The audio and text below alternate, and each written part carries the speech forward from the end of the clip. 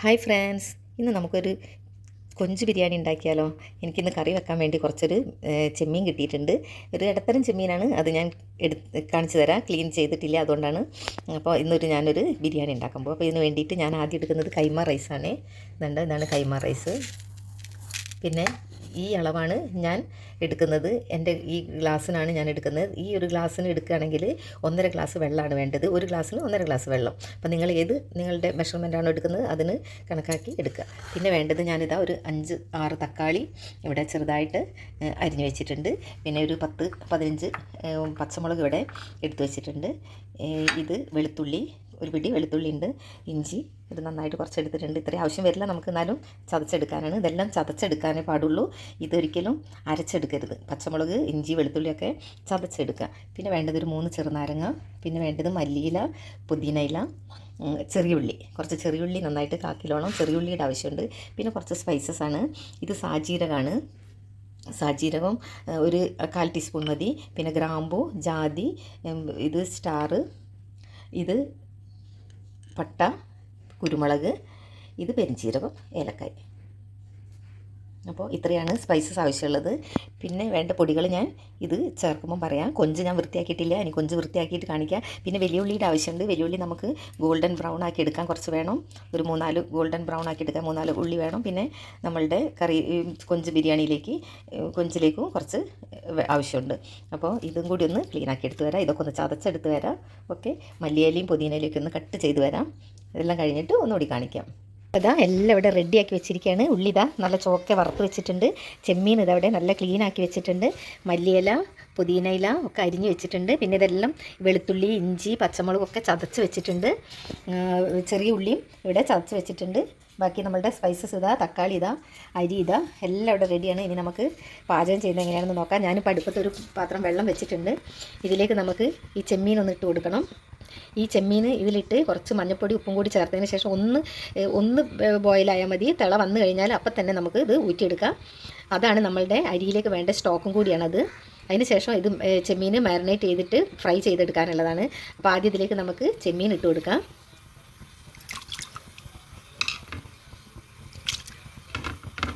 ഇത് നന്നായിട്ടൊന്ന് തിളച്ച് വന്നാൽ മാത്രം മതി. ഒത്തിരി വെന്ത് പോകുമൊന്നും വേണ്ട. ചെമ്മീൻ അതിൻ്റെ സ്റ്റോക്ക് നമുക്ക് കിട്ടാൻ വേണ്ടി മാത്രമാണ് ഞാൻ ചെയ്യുന്നത്. ഇതിലേക്ക് മഞ്ഞൾപ്പൊടി ചേർത്ത് കൊടുക്കണേ. വളരെ കുറച്ച് മഞ്ഞൾപ്പൊടി മതി. പിന്നെ ഉപ്പും കൂടി കുറച്ച് ചേർത്ത് കൊടുക്കാം. നമുക്ക് കുറച്ച് ഉപ്പ്. ഓക്കെ, ഇതിനി തിളച്ച് വരുന്നവരെ വെയിറ്റ് ചെയ്യാം. പിന്നെ ഒരു കാര്യം, ഈ നമ്മൾ ചെമ്മീൻ എടുത്ത് ഇതുപോലെ തിളപ്പിക്കുന്ന സമയത്ത് ഇതിൻ്റെ തല നമുക്ക് കളയേണ്ട ആവശ്യമില്ല. ഇതിൻ്റെ തല നമുക്ക് വേറെ ഒരു പാത്രത്തിൽ വെള്ളം എടുത്ത് അതും സ്റ്റോക്കായിട്ട് യൂസ് ചെയ്യാൻ പറ്റുന്നതാണ്. ഞാനിതാ വേറൊരു പാത്രത്തിൽ അതിൻ്റെ തല എടുത്ത് വെച്ചിട്ടുണ്ട്. കണ്ടോ, ഇതും കൂടി നമുക്ക് സ്റ്റോക്കാക്കി എടുക്കാം. നമുക്ക് അരിക്ക് നന്നായിട്ട് വെള്ളം വേണ്ടേ, അപ്പോൾ അത്രയും വെള്ളം നമുക്ക് ഈ 2 സ്റ്റോക്കും കൂടിയായിട്ട് അളവിന് എടുത്തിട്ട് പാകത്തിന് അളവായിട്ട് വെള്ളം വെക്കുക. ഞാൻ 2 ഗ്ലാസ് അരിൻ്റെ വെള്ളം ഇതിലും 3 ഗ്ലാസ് അരിൻ്റെ വെള്ളം ഞാൻ അതിനകത്ത് ചെമ്മീനകത്തും ചേർത്തിട്ടുണ്ട്. അപ്പോൾ ഇത്രയും വെള്ളമേ നമുക്ക് ആവശ്യം വരുള്ളൂ. വേറെ വെള്ളം ഒഴിക്കേണ്ട ആവശ്യം വരില്ല ചോറിലേക്ക്. അപ്പോൾ ഈ തലയും കൂടി നമുക്ക് സ്റ്റോക്കാക്കി എടുക്കാം. വെന്തതിന് ശേഷം ഇത് പിന്നെ നന്നായിട്ട് വെന്താലും കുഴപ്പമില്ല. ഇതിന് നമുക്ക് പിന്നെ അരിച്ചെടുക്കാനുള്ളതാണ്. ചെമ്മീൻ ഇവിടെ നന്നായിട്ട് ഒരു തിള വന്നിട്ടുണ്ട്. ഇനി ഇത്രയും മതി. നമുക്ക് ഇതൊന്ന് തിളച്ചാൽ മതി. അധികം വെന്ത് പോകുമൊന്നും പാടില്ല. അപ്പോൾ ഇതിനി നമുക്ക് ഇതിൻ്റെ ഒരു അരിപ്പയിലേക്ക് ഇതൊന്ന് അരിച്ചെടുക്കാം. ഇത് ചെമ്മീനിൻ്റെ തല വേവിച്ച് അരിച്ചെടുത്ത സ്റ്റോക്കാണിത്. ഇതിലാണ് ഞാനിപ്പോൾ അരിച്ചെടുത്തത്. ഇനി ഇതിലേക്ക് നമുക്ക് തന്നെ ചെമ്മീനും കൂടി നമുക്കൊന്ന് അരിച്ചെടുക്കാം. നമുക്ക് സ്റ്റോക്ക് കിട്ടാൻ വേണ്ടിയാണ് ഇങ്ങനെ ചെയ്യുന്നത്. കണ്ടോ, ചെമ്മീൻ്റെ സ്റ്റോക്കാണിത്. ഇത് കണ്ടോ, അരിച്ചെടുത്ത ചെമ്മീനാണിത്. 1.5 കിലോ ചെമ്മീൻ വാങ്ങിയിട്ട് എനിക്ക് ആകെ ഇത്രയേ കിട്ടിയുള്ളൂ. തലയെല്ലാം പോയി, ബാക്കി ഇത്രയേ കിട്ടിയുള്ളൂ. ഇത് വെച്ച് ഇതിൻ്റെ സ്റ്റോക്കൊക്കെ എടുത്ത് വെച്ചിട്ടുണ്ട്. ഇനി ഇതിലേക്ക് നമുക്കൊരു മാരിനേഷൻ ഉണ്ട്, അതും കൂടി ചെയ്യാം. ഞാനിവിടെ കാശ്മീരി ചില്ലി പൗഡറാണ് എടുക്കുന്നത്, മുളക് പൊടി. അത് ഞാനൊരു കളർ കിട്ടാൻ വേണ്ടി ഒരു 1.5 സ്പൂൺ എടുക്കുന്നുണ്ട്. പിന്നെ വേണ്ടത് കുറച്ച് ഇഞ്ചി ചതച്ചത്, കുറച്ച് വെളുത്തുള്ളി ചതച്ചതും കൂടി ചേർത്ത്, കൂടാതെ കുറച്ച് പച്ചമുളക് ചേർത്ത്, ഇനി കുറച്ച് നമുക്ക് കുരുമുളക് പൊടി കൂടി ചേർത്ത് കൊടുക്കാം. ഇത്രയും ചേർത്ത് ഒരു ചെറുനാരങ്ങയുടെ നീരും കൂടി ചേർത്ത് കൊടുക്കാം.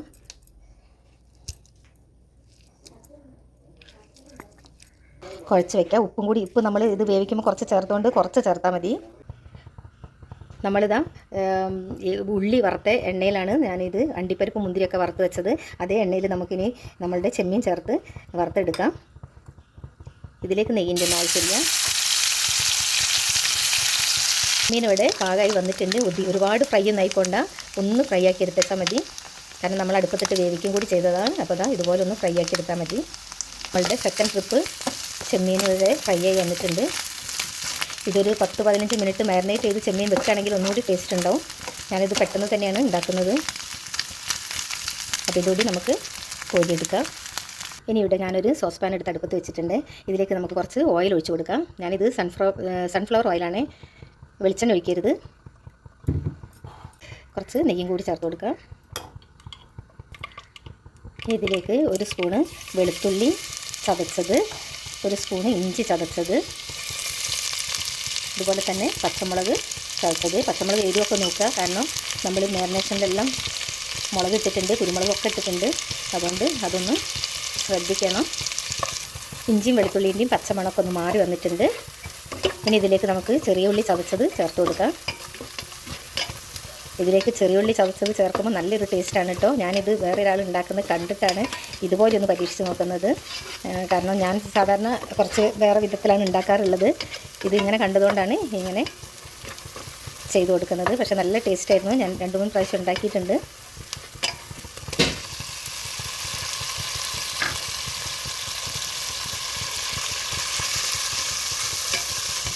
ഇതൊന്ന് നന്നായിട്ട് വാടി വരട്ടെ. നമ്മുടെ ഉള്ളിയൊക്കെ ഇതാ നന്നായിട്ട് വഴണ്ട് വന്നിട്ടുണ്ട്. ഇതിലേക്ക് നമുക്ക് ഒരു 6 തക്കാളി ചെറുതായി അരിഞ്ഞത് ചേർത്ത് കൊടുക്കാം. നന്നായിട്ട് അലിഞ്ഞ് വരണം തക്കാളി. അപ്പോൾ ഇതൊന്ന് നമുക്ക് നല്ല അടച്ച് വെച്ച് കൊടുക്കാം. നമ്മൾ തക്കാളി മുഴുവൻ നല്ല സ്മാഷായി വന്നിട്ടുണ്ട്. ഇതിലേക്ക് നമുക്ക് മല്ലിയില പുതിനയിലൊക്കെ ചേർത്ത് കൊടുക്കാം. മല്ലിയില, ഒരു പിടി പുതിനയില ചേർത്ത് കൊടുക്കാം. കൂടാതെ നമ്മൾ വറുത്ത് വെച്ച ഉള്ളി ചേർത്ത് കൊടുക്കാം. കുറച്ച് ഉള്ളി ഇതിലേക്ക് ചേർത്ത് കൊടുക്കാം.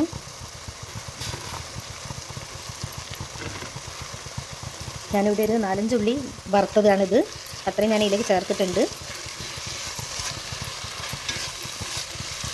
പിന്നെ നമുക്ക് മാരിനേഷന് വേണ്ടിയിട്ട് ഡെക്കറേഷന് വേണ്ടിയിട്ട് കുറച്ച് മാറ്റി വെച്ചിട്ടുണ്ട്. മുകളിലൊന്ന് തൂവാൻ വേണ്ടിയിട്ട്, അത്രയേ ഉള്ളൂ. ഇതിലിപ്പോൾ അതെല്ലാം ചേർത്തിട്ടുണ്ട്. ഇനി നമുക്ക് ഇതിലേക്ക് കുറച്ച് കുരുമുളക് പൊടി, ചെറുനാരങ്ങ നീരൊക്കെ ചേർത്ത് കൊടുക്കാം. നന്നായി ഇളക്കി കൊടുക്കാം. ഇതിലേക്ക് നമുക്ക് ആവശ്യത്തിന് ഉപ്പ് ചേർത്ത് കൊടുക്കാം. നമ്മൾ സ്റ്റോക്കിലൊക്കെ ഉപ്പുള്ളതുകൊണ്ട് മസാലയിൽ ആവശ്യത്തിന് ചേർത്ത് കൊടുക്കാം. ചെമ്മീനിൻ്റെ എല്ലാം നമ്മൾ ഉപ്പിട്ടിട്ടുണ്ട്. അപ്പോൾ ഇതിന് ഈ മസാലയ്ക്ക് ആവശ്യമുള്ള ഉപ്പ് മാത്രം ചേർത്ത് കൊടുക്കുക. നമ്മൾ മസാല ഇവിടെ റെഡി ആയിട്ടുണ്ട്. ഇനി ഇതിലേക്ക് നമുക്ക് ചെമ്മീനും കൂടി ചേർത്ത് കൊടുക്കാനേ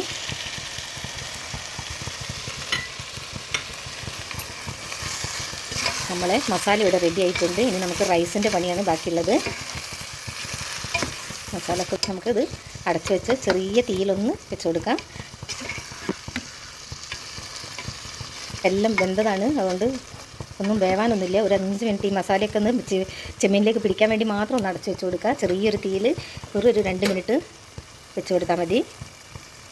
ഇനി നമ്മളുടെ മസാല ഒന്ന് കരിഞ്ഞ് പോവാതിരിക്കാൻ നമുക്ക് നമ്മളുടെ കുറച്ചൊരു സ്റ്റോക്ക് ഒഴിച്ചു കൊടുക്കാം. ഒരിത്തിരി വേണ്ട, കുറച്ച് മതി.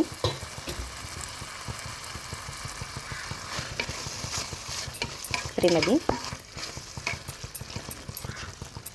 ഇനി ഇത് നമുക്ക് അടച്ചു വെക്കാം. ഞാനിപ്പോൾ ഇവിടെ ഒരു റൈസ് കുക്കർ അടുപ്പത്ത് വെച്ചത്. നിങ്ങൾക്ക് വേണമെങ്കിൽ അടുപ്പത്ത് ചെമ്പിനകത്തും വെക്കാവുന്നതാണ്. ഞാനിതിപ്പോൾ റൈസ് കുക്കറിലാകുമ്പോൾ എനിക്ക് പെട്ടെന്നാവും, അതുകൊണ്ടാണ്. ഇതിലേക്ക് നമുക്ക് കുറച്ച് നെയ്യ് ഒഴിച്ചു കൊടുക്കാം.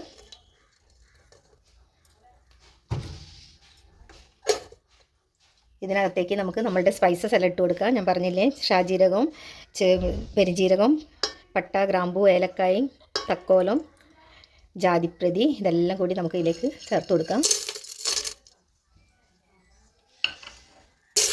അരി ചേർത്ത് കൊടുക്കാം. ഞാനിവിടെ 5 ഗ്ലാസ് അരി എടുത്തിട്ടുണ്ട്. 5 ഗ്ലാസ്സിന് ഞാനിവിടെ 8 ഗ്ലാസ് വെള്ളമാണ് എടുക്കുന്നത്. അത് നമ്മളുടെ സ്റ്റോക്കാണ്. ഇതിനകത്ത് ഇങ്ങനെ വഴറ്റിയെടുക്കുക കുറച്ച് സമയം. ഇതിപ്പോൾ എൻ്റെ റൈസ് കുക്കർ ആയതുകൊണ്ടാണ്. ചെറുവത്തിനകത്താണെങ്കിൽ അങ്ങനെ ചെയ്യാം. സ്റ്റോക്ക് ഒഴിച്ച് കൊടുക്കാം കേട്ടോ. ഇത് ഞാൻ കറക്റ്റ് വെള്ളം എടുത്തു വെച്ചതാണ്, അതുകൊണ്ട് അങ്ങനെ തന്നെ ഒഴിച്ചു കൊടുക്കുന്നത്.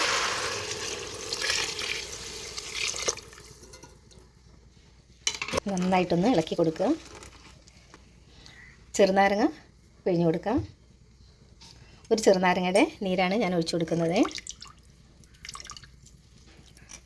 ഇനി നമ്മൾ വറുത്ത് വെച്ച ഉള്ളി കുറച്ച് ചേർത്ത് കൊടുക്കുക. വളരെ കുറച്ച് മതി.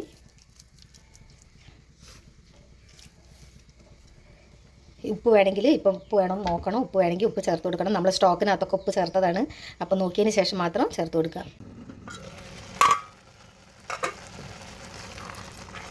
ഇതാ ഓൾമോസ്റ്റ് വെന്ത് വരുന്നുണ്ട്. ഉപ്പൊക്കെ നോക്കുക. നാരങ്ങ നീരൊക്കെ വേണമെങ്കിൽ ഒഴിച്ചു കൊടുക്കുക. ഇത് ഇനി ഒരു 90% വെന്താൽ മതി. കാരണം ഒരു 10% നമുക്ക് നമ്മളുടെ ദമ്മിടുന്നതിൽ നിന്ന് വെന്ത് കിട്ടുന്നതാണ്. അപ്പോൾ ഇത്രയും വെന്താൽ മതി. ഇതൊന്നും കൂടി ഒന്ന് വെന്താൽ മതി. അടച്ചു വയ്ക്കുകയാണ് ഞാൻ. ഇതാ നമ്മളുടെ റൈസ് ഇവിടെ 90% വെന്ത് ഞാൻ ഓഫാക്കി ഇട്ടിട്ടുണ്ട്. നമുക്കിത് ദം ചെയ്യാൻ വയ്ക്കാം. ഓക്കെ,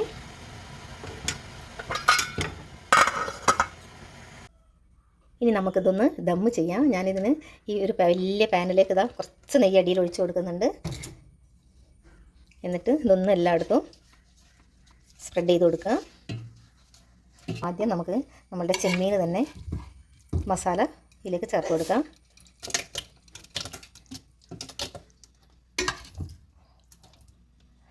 ചെമ്മീൻ മസാല ഇട്ടതിന് ശേഷം ചോറ് ചേർത്ത് കൊടുക്കുക.